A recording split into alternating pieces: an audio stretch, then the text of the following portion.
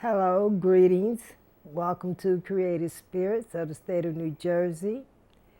And we're here to talk about good things.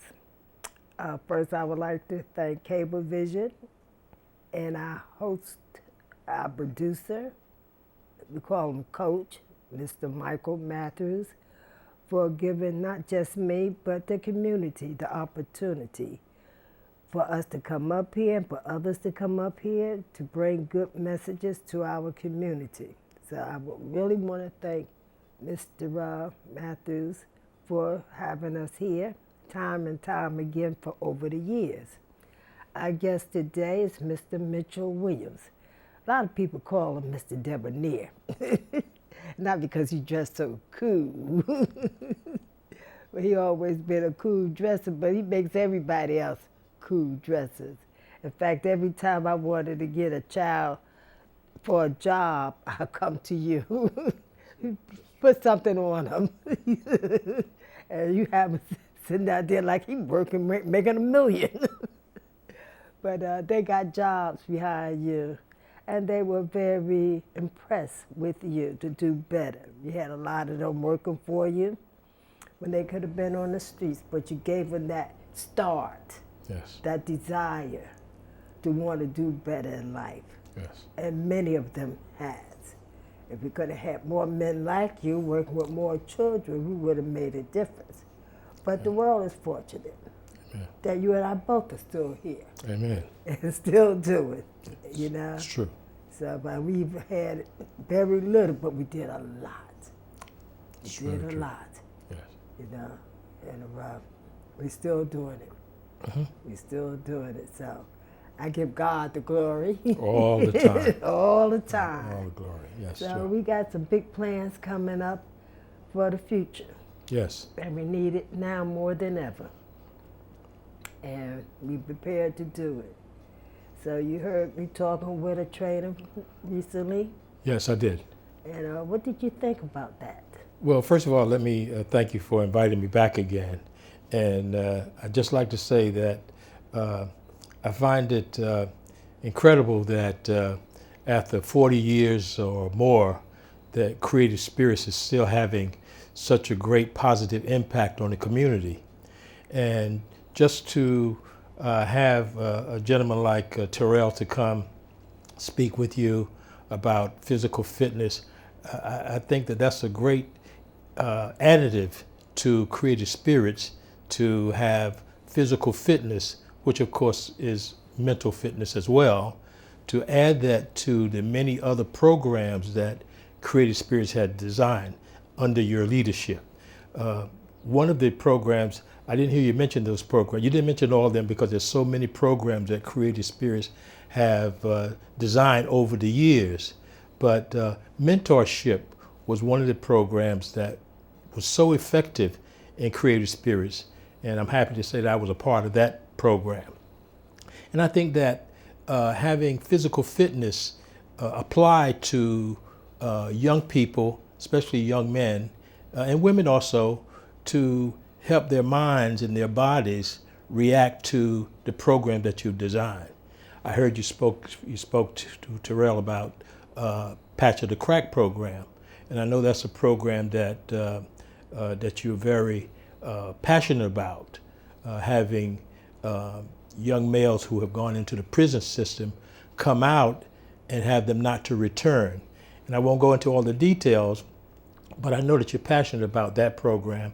And of course, you had many other programs that Creative Spirits have been effective with, in the arts, of course, drama, the classes where you have taught children to sing, to dance, to act, and some of them have gone on to be successful actors and actresses.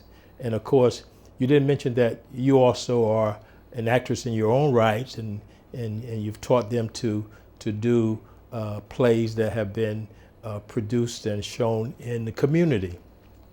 So Creative Spirits, after these 40 plus years, is still having an impact on the community. And I commend you as an executive director that your tenacity and your drive has has kept you over these years.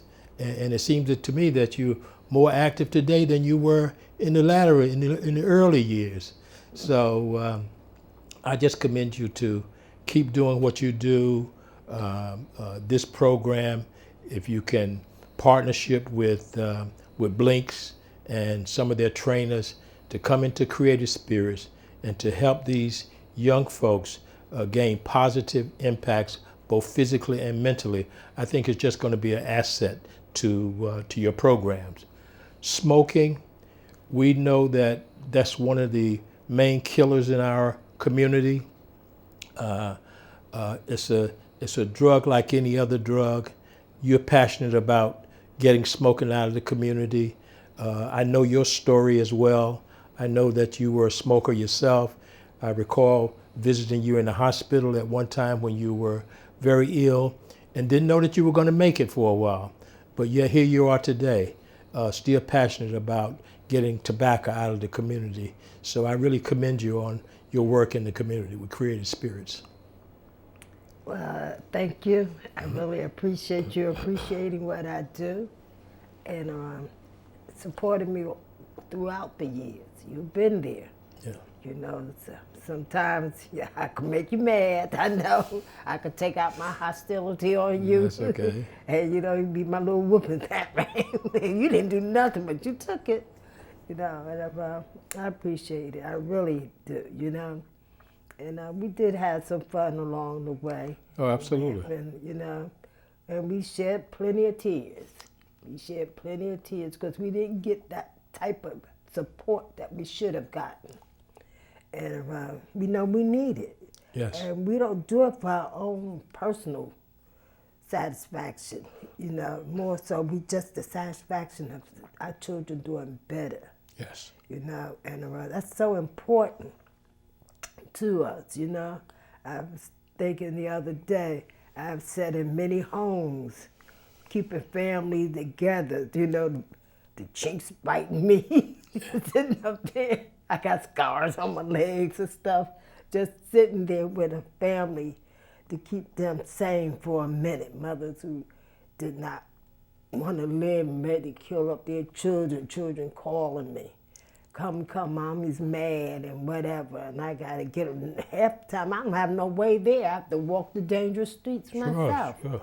You know, to get there, but I got there, and I'm back. Good. So, and I'm still going. Yes. And I noticed that you did mention part of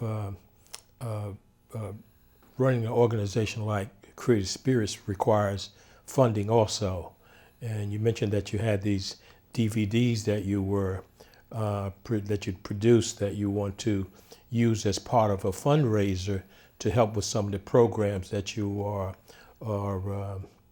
using in Creative Spirits.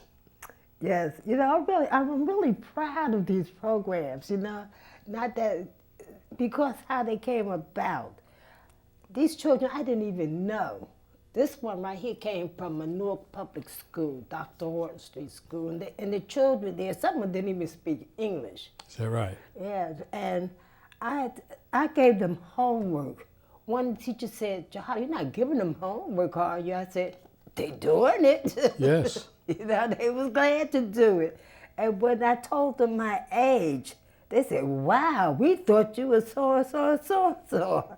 I said, "Well, let me get you." I said, "But what are y'all doing discussing my age?" They're trying to figure out how old I was. Well, by the way, how old are you? I'll be 79 in a couple of months. My goodness. Yes, 79. And you're still going to the gym and jumping rope and doing physical fitness? Oh, yes. Yes.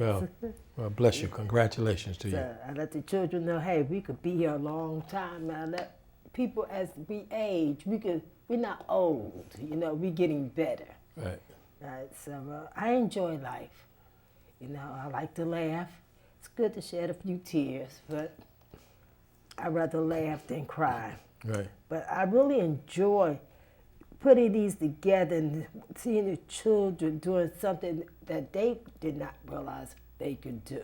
Yes. And writing skits and then performing them. I'm proud of one of my students, Maria, well now, Maria told her congregation, Jihadah Sharif told my mother a lie to get me in her program. Mm-hmm. She says, I don't know why Jihadah Sharif or how Jihadah Sharif knew that I was going nowhere fast, but because I did, she stood before us, or I stand before you all today. She's the first female minister at the head Elmwood Presbyterian Church in East Orange. And when I got Maria, she couldn't speak publicly. Yes. Yeah. And so, you know, when you hear that success, when I met a young man, I think I send you a picture of me and a young man I met a couple of weeks ago. He kept saying, I know you from somewhere. I know you from somewhere. And then he'll even come back, I know you from somewhere. And then we figure out he knew me when he was at Newark Boys Choir. Yes. He knew me when he went to Arts High, met me again. And then he met me when he was on the corner selling DVDs. Right. Good vocalist, you know, and that makes you feel good. Then when they come and tell you, you know, you made this happen. This here girl found me on Facebook. She said, are you the Jihadah Sharif was at the Central Ward Boys and Girls Club? I said, yes.